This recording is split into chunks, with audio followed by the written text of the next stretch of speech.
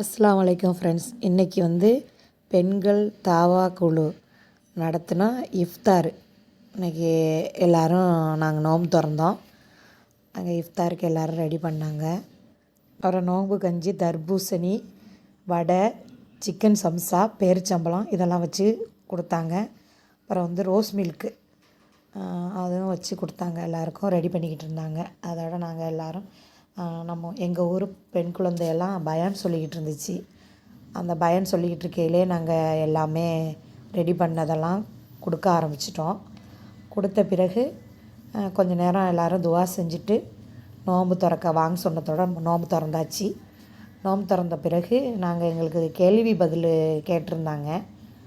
அதுக்கு நாங்கள்லாம் ஆன்சர் பண்ணியிருந்தோம். அதுக்கும் ப்ரைஸ் கொடுத்துக்கிட்டு இருந்தாங்க.